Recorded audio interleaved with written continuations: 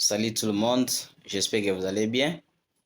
Nous venons pour la troisième partie de notre vidéo où nous parlons de la planification et élaboration des projets.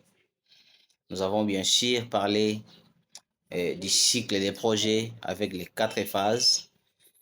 Nous avons parlé des analyses dont on fait dans la phase de planification. Nous avons parlé de l'analyse des problèmes.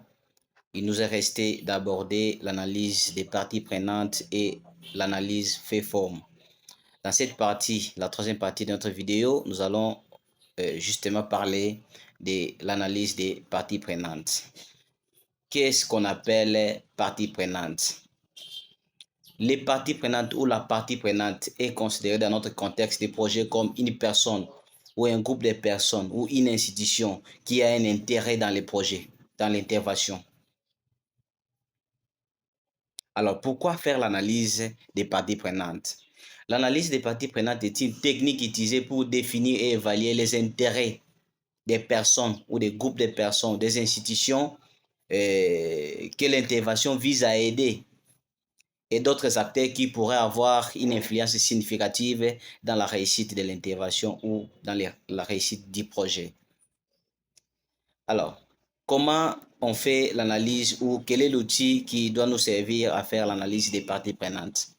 Pour faire l'analyse des parties prenantes, on utilise un tableau. On utilise un tableau. D'abord, avant de parler de l'outil qui sert à analyser les parties prenantes, donnons des exemples de parties prenantes. Qui est-ce qu'on peut considérer comme partie prenante? 1. Les communautés bénéficiaires. Donc, les communautés dont l'intervention vise à aider sont considérées comme des parties prenantes. Les ministères publics, par exemple, un projet qui vient dans le domaine de la santé, la zone de santé au niveau local peut être considérée comme partie prenante.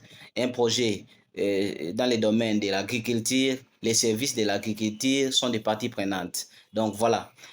Des parties prenantes sont aussi, par exemple, les partenaires. Les partenaires financiers, les partenaires techniques, les organisations de la société civile qui sont impliquées dans les projets, les ONG sont considérées comme des parties prenantes. Maintenant, pour voir à quelle mesure telle ou telle partie prenante peut influencer la réussite du projet, il faut faire l'analyse à l'aide d'un tableau. On trace des tableaux et dans chaque colonne, on identifie, on met les parties prenantes. Par exemple, on met les communautés bénéficiaires, la santé, les services de santé, les services de l'agriculture, par exemple, les partenaires, les bailleurs des fonds, les partenaires techniques, etc. Maintenant, nous allons voir chaque partie prenante. Nous allons analyser, par exemple, en commençant par les intérêts. Quels sont les intérêts de chaque partie prenante? Nous descendons. Quelles sont les capacités de chaque partie prenante? Quelles sont les opportunités de chaque partie prenante? Quelles sont les faiblesses de chaque partie prenante?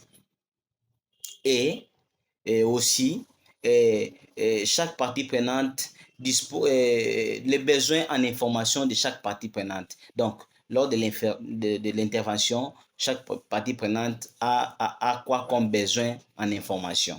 Donc, voilà comment on identifie les parties prenantes. Tout ça, c'est pour voir sur quelle mesure telle ou telle autre partie prenante peut aider l'intervention à réussir. Et adopter enfin avec quelle partie prenante faut-il évaluer ou pour gagner aussi en confiance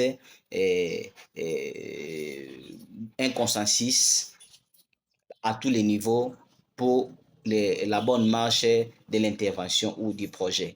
Merci beaucoup. À la prochaine vidéo.